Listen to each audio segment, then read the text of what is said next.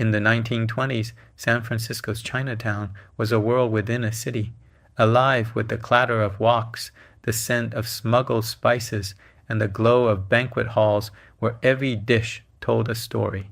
Here, chefs served delicacies from glistening Peking duck and shark fin soup to bird's nest desserts worth a week's wages. Some plates were symbols of power, others rare treats whispered about for generations. Today, we're stepping back a century to uncover 25 dishes from this golden age, starting with the one that turned every head the moment it appeared. 1. Roast Peking duck with plum sauce. If you walked into a banquet hall in 1920s Chinatown and saw a glistening mahogany-skinned duck hanging in the window, you knew someone was celebrating bis. Roast Peking duck wasn't an everyday meal. This was a dish reserved for weddings, New Year feasts, or when a wealthy merchant wanted to show off. The preparation was an art. The duck was air-dry for hours, then roasted until the skin turned glassy crisp, the fat melted away, and the meat stayed juicy. The real magic. The plum sauce, thick, sweet, and tangy, made from dry plums, ginger, and a touch of rice vinegar. In Chinatown, some chefs guarded their sauce recipe like gold, whispering it only to their apprentices after years of loyalty. Served with thin pancakes and slivers of green onion, every bite was a perfect balance. Crispy skin, rich meat, bright sauce. And in 1925, it might have cost you $2.50, a small fortune when rent was $15 a month. But for the wealthy diners in silk robes, that was the point. In a city recovering from the 1906 quake, eating Peking duck in public wasn't just about flavor. It was about sending a message. I've made it. And right across the table, another soup so rare and expensive, it had its own black market. 2. Shark fin soup, Cantonese banquet style. Picture a steaming porcelain bowl being carried out by a waiter in a crisp white jacket, the lid lifted at your table, and the rich, savory aroma hitting you before you even see what's inside. Shark fin soup in the 1920s, Chinatown wasn't just food. It was a statement. Served only at the most prestigious banquets, it was the ultimate symbol of status in Cantonese culture. The fins themselves had no flavor. The magic came from hours of simmering in a golden broth made from chicken, dried scallops, Chinese ham, and sometimes even pork bones. The texture was the prize, delicate, gelatinous strands floating in a soup that shimmered with umami. In those days, the fins were imported at great expense, sometimes smuggled in hidden inside sack of rice. Only the city's most powerful merchants or community leaders could afford to serve it, and doing so was like saying, I honor you enough to serve you the rarest thing I can find. In 1924, a single serving could run $5, more than some workers earned in a week. But guests would sip it slowly, savoring each spoonful like liquid gold. And once the last drop was gone, the waiter might bring out something just as show-stopping, a whole fish, head, tail, and all, staring right back at you. 3. Steam whole rock cod with ginger and scallions. In the 1920s Chinatown dining room, when a whole steamed fish arrived at the table, everything stopped dead. Conversations hushed, chopsticks froze mid-air. Because this wasn't just dinner, this was a sign of respect, prosperity, and luck. The rock cod, freshly pulled from the cold waters just off the California coast, was prized for its delicate, sweet flesh. Chefs would clean it carefully, then steam it, whole, head, tail, and all, so none of the flavor escaped. The trick was perfect timing. Too long, and the meat turned rubbery. Too short, and it stayed raw near the bone. Once cooked, the fish was bathed in sizzling hot peanut oil infused with ginger and scallions, sending up an aroma so mouth-watering it made the entire room turn their heads. In Chinese tradition, serving the fish whole symbolized unity. Nothing broken, nothing wasted. And the head? That went to the guest of honor. In some families, leaving any part of the fish untouched was considered bad luck. Back then, this dish cost less than a duck or shark fin soup. But in a city where fresh seafood was king, it wasn't about price. It was about showing your guests that you went to the docks yourself to pick the best catch. And if you followed the narrow alleyways behind the restaurants, you'd find another treasure, hanging in smoky windows, dripping with honey glaze. 4. Barbecued pork, char siu. Walk down Grand Avenue in 1920s Chinatown, and you'd see it, strips of pork, lacquered a deep red, hanging in the window like edible jewels. The smell alone could stop you in your tracks. Sweet, smoky, and just a little bit savory. Char siu wasn't just street food, it was a calling card. Every cook had their own secret marinade, but most used a mix of honey, 5-spice powder, soy sauce, and a splash of rice wine. The pork would marinate for hours, then roast over open flames until the edges turned dark and caramelized. Locals grabbed it in paper-wrapped parcels to take home, while restaurant guests got it sliced thick with juices still glistening. A half-pound might set you back 30 cents, and in the 1920s, that was enough to feed 2 hungry workers. But for the chefs, it wasn't just about selling food. It was about luring customers inside. That glossy red meat hanging in the window, it was Chinatown's version of a neon sign. And if you stepped inside one of those kitchens, you might see another delicacy being prepped, one that combined the ocean's bounty with pure handcrafted skill and came to your table looking like a jewel on a plate. 5. Fried crab claws with shrimp paste. If there was one dish in 1920s Chinatown that made jaws drop before the first bite, it was this one. Imagine a snow-white crab claw, shell polish, meat, sweet and fresh, wrapped in a golden coat of shrimp paste, so light and crisp it almost shattered when you bit into it. The secret? The shrimp paste wasn't just ground shrimp. The chefs would mix in pork fat for juiciness, water chestnuts for crunch, and a dash of Shaoxing wine for depth. They'd mold it carefully around the claw, then fry it until it turned the color of late afternoon sunlight. It was a perfect mix of land and sea, the briny sweetness of the crab blending with the rich, savory shrimp. And the best part? You ate it with your hands. Banquet guests would pick it up delicately by the shell, dip it in a soy sesame sauce, and take slow, proud bites while watching everyone else at the table stare with envy. In 1923, a plate of these might cost 75 cents.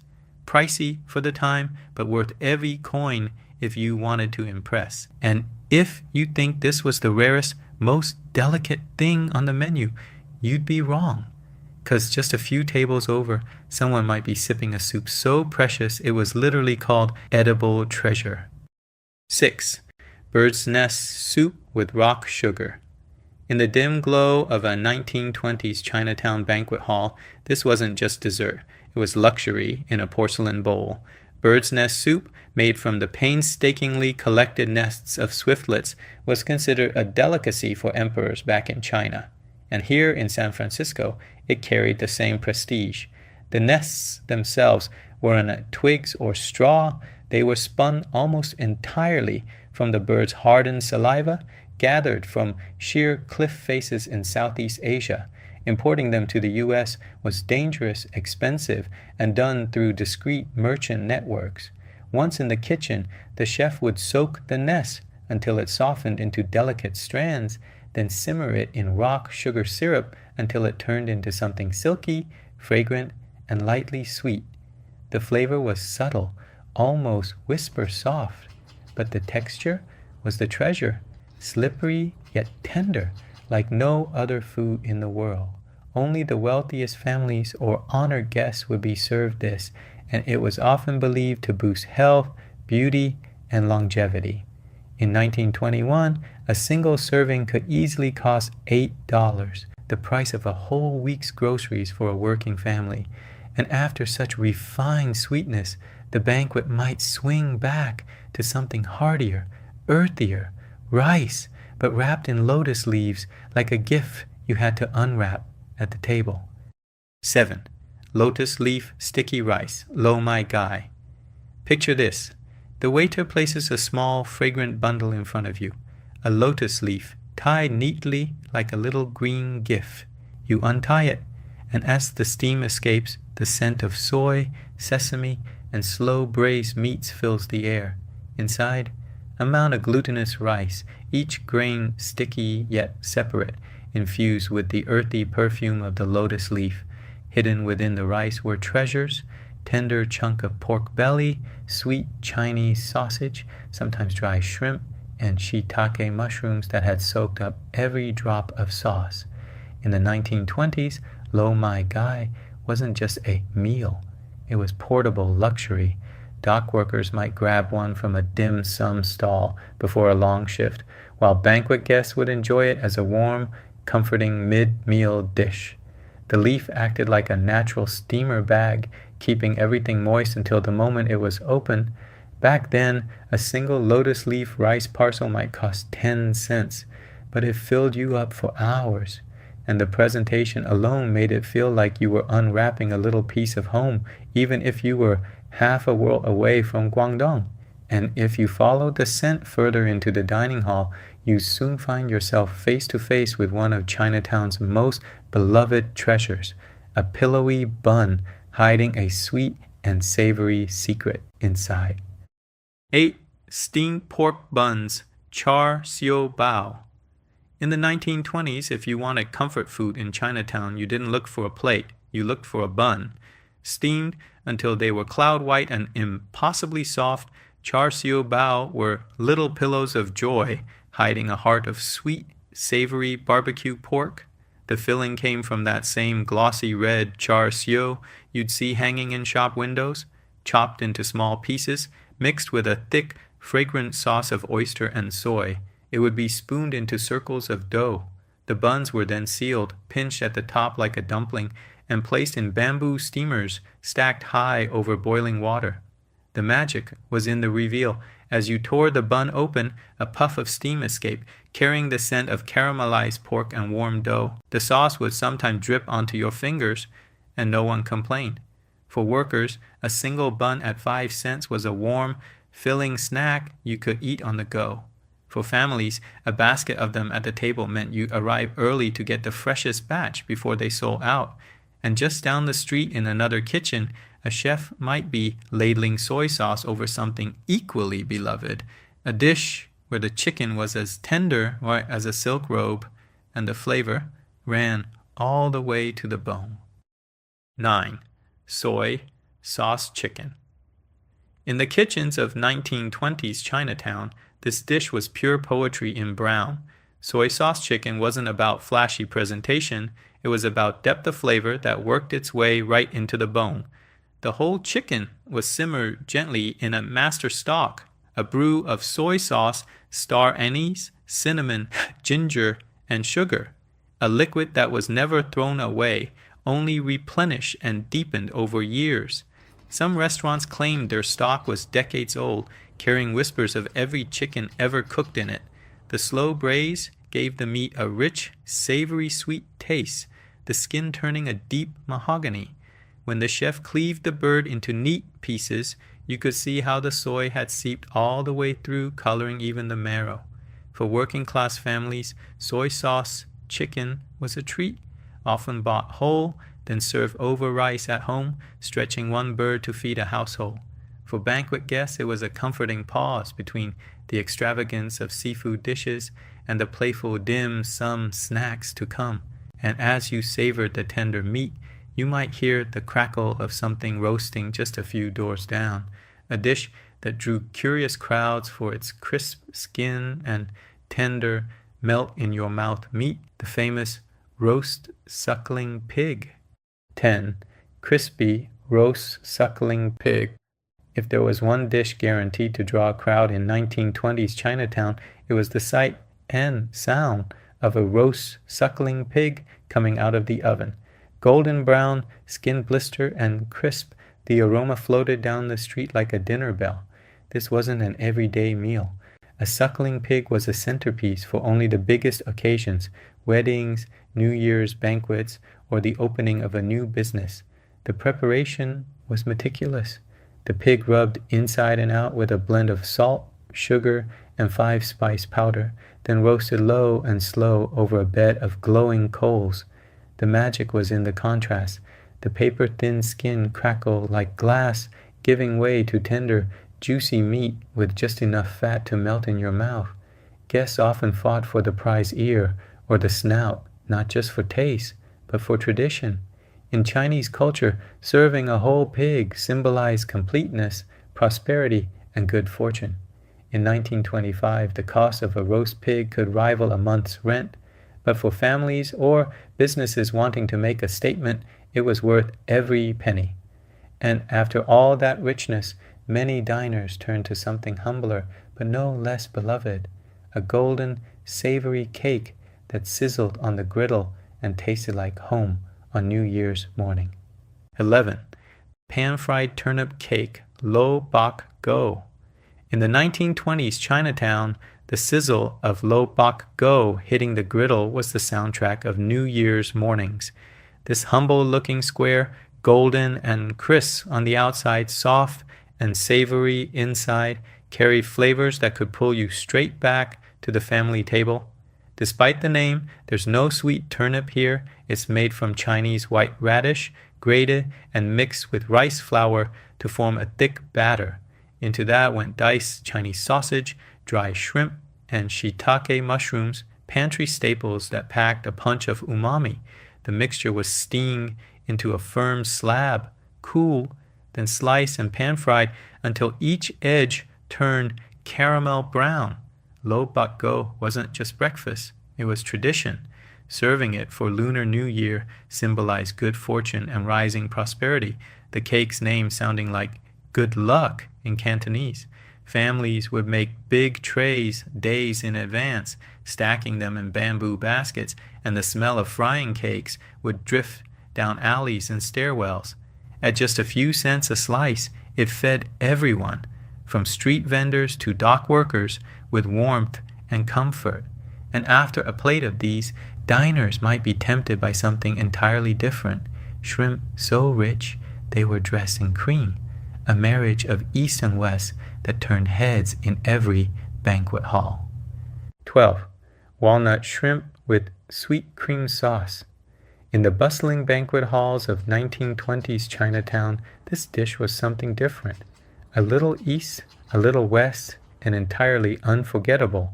Walnut shrimp was the kind of plate that made diners lean forward, eyebrows raised, wondering how shrimp could taste like dessert and dinner all at once. It started with fresh shrimp, butterfly, and lightly battered, then fry until crisp but still tender inside. The walnuts were candied in honey and sugar, forming glossy golden nuggets that cracked sweetly between your teeth. Then came the surprise, the sauce, a rich velvety mix of sweetened condensed milk, mayonnaise, and lemon, whipped until silky, coating each shrimp like satin. The first bite was a shock, sweet, creamy, crunchy, and savory, all in one mouthful. It wasn't a traditional Cantonese recipe, but it fit perfectly into a Chinatown that thrived on blending old flavors with new ideas brought by California's bounty.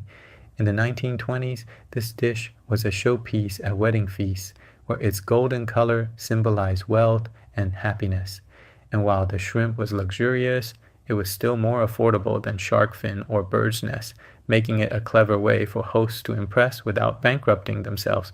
But just outside the banquet halls, down by the piers, another treasure waited. A local crab so prized, Chinatown chefs gave it their own spin with bold black bean sauce. 13. Dungeness crab with black bean sauce.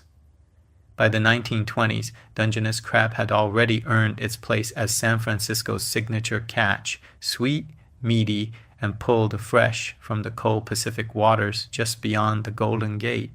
But in Chinatown's kitchens, it became something entirely its own. The live crab was steamed just long enough to coax the meat from the shell, then hacked into pieces, shell and all, so the flavor clung to every bite. In a smoking hot wok, chefs tossed it with fermented black beans, garlic, ginger, and chilies, letting the sauce seep into every crack. The black beans brought a deep, salty punch that made the crab's sweetness sing, while the ginger and garlic filled the room with an aroma that stopped passers-by in their tracks. Eating it was gloriously messy. You crack shells with your teeth, suck the sauce off your fingers, and dig for the tenderest bits of meat hidden in the joints. No one left the table clean, and no one cared. In the 1920s, a whole crab might cost 40 or 50 cents at the docks, but in the Chinatown banquet hall, it became a showstopper worth triple that. And when the last claw was empty, the meal often turned towards something lighter, a clear, delicate soup that was as much a piece of art as it was a dish, served in a vessel carved from a melon. 14. Winter melon soup with dried scallops. If you were lucky enough to attend a grand banquet in 1920s Chinatown, there was a good chance the table would suddenly go quiet when this dish appeared, not because of its taste, though that was sublime, but because of the sheer beauty of its presentation. Winter melon soup wasn't served in a bowl. It was served in the melon itself, a massive, pale green gourd hollowed out, its side carved with swirling patterns of dragons or flowers. The melon became both cooking vessel and centerpiece, steaming gently as waiters carried it out. Inside, the broth was clear and delicate, infused with dried scallops, Jinhua ham, shiitake mushrooms, and sometimes tiny pearls of shrimp or crab meat. The melon's flesh, scooped into the soup during cooking, gave it a subtle sweetness that balanced the ocean's depth from the scallops. The dish was more than food. It was a performance. Diners would ladle the hot broth into their bowls, making sure to include tender pieces of the melon itself. The flavor was light but layered, the kind of soup that warmed you without weighing you down. In the 1920s, serving this meant two things. The host had money, and they had respect for tradition. And after the last ladle was poured, the kitchen often shifted gears, trading subtle elegance for the smoky, wok-fire drama of stir-fried noodles. 15. Beef chow fun, ho fun. Step into a smoky 1920s Chinatown kitchen late at night, and you'd hear the sharp clatter of a wok, the hiss of oil hitting hot steel, and the low hum of hungry diners waiting for one thing: beef chow fun. This was working man's food, born for dockhands, shopkeepers, and laborers who needed a meal that filled the belly without emptying the wallet. Wide, silky rice noodles called ho fun were tossed in a blazing wok with marinated strips of beef, crisp bean sprouts, green onions, and a dark, glossy sauce of soy and oyster. The magic wasn't just in the ingredients, it was in the wok hei, the breath of the wok. That intense sear gave the noodles a slightly smoky edge, the kind of flavor you can't fake with a home stove. Each bite was a perfect balance: tender beef, slippery noodles, and the crunch of sprouts. At just 15 cents a plate, it was affordable enough to eat every day and satisfying enough to power you through a long night shift. Street vendors sold it in steaming paper parcels, while restaurants served it pile high on chipped porcelain plates.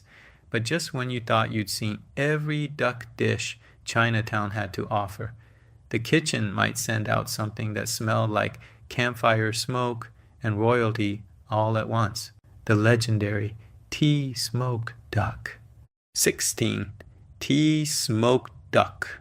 In the alleyway kitchens of 1920s Chinatown, the scent of tea smoked duck could drift for blocks, curling through the fog and pulling people toward its source like a trail of incense. This was a dish that took patience.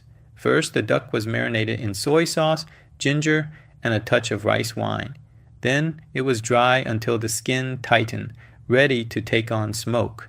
In a wok lined with black tea leaves, rice, and brown sugar, The duck would be slowly smoked until the skin turned a deep mahogany brown and the flesh absorbed that unmistakable earthy sweet aroma.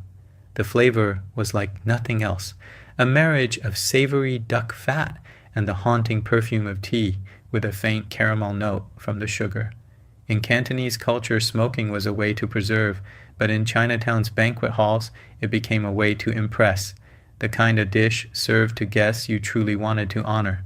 Slices were served alongside paper-thin pancakes or simply over rice, the skin crisp around the edges, the meat melting in your mouth.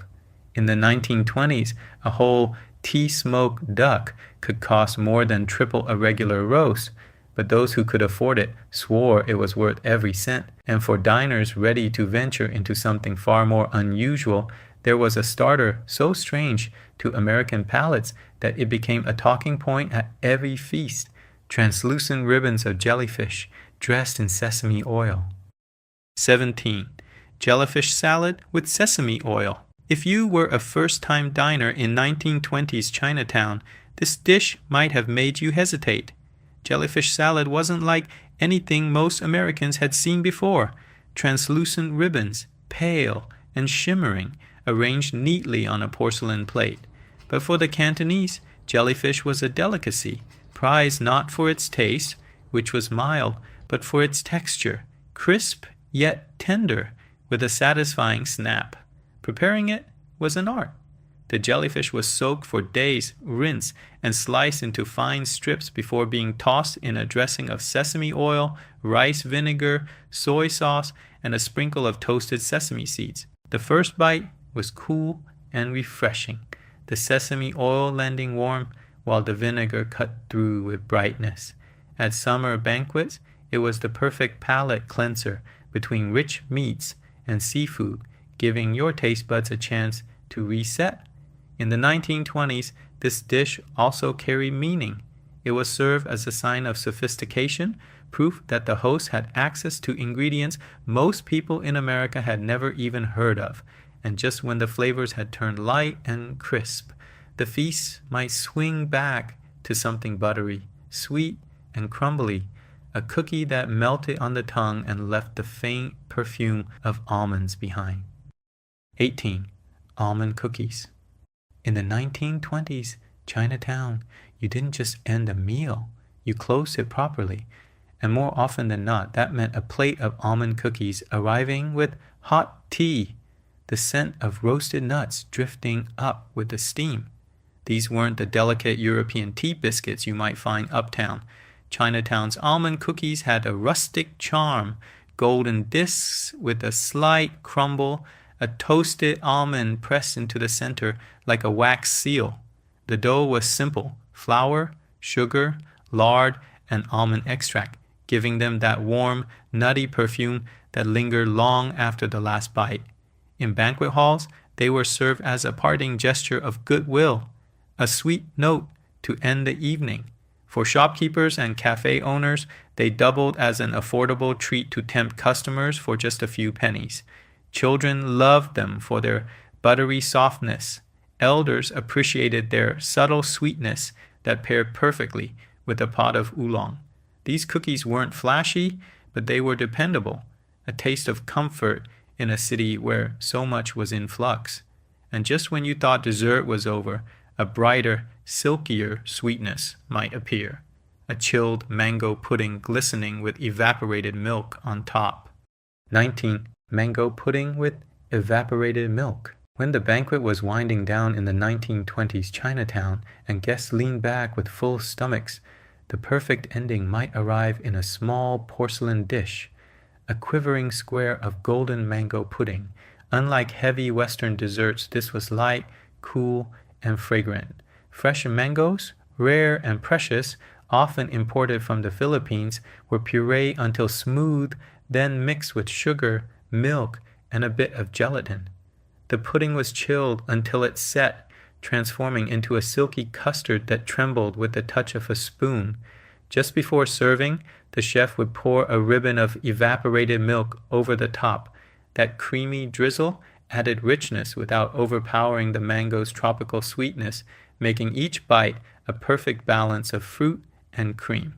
In a time before refrigeration was common in every home, enjoying something cold and fresh was a small luxury.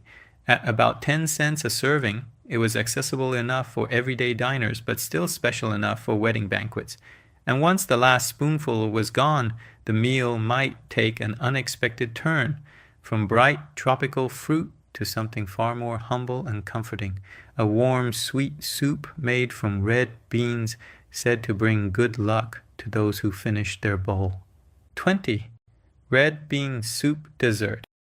When the clatter of chopsticks had quieted and teacups were being refilled, a humble but beloved dessert would often make its way to the table. A steaming bowl of red bean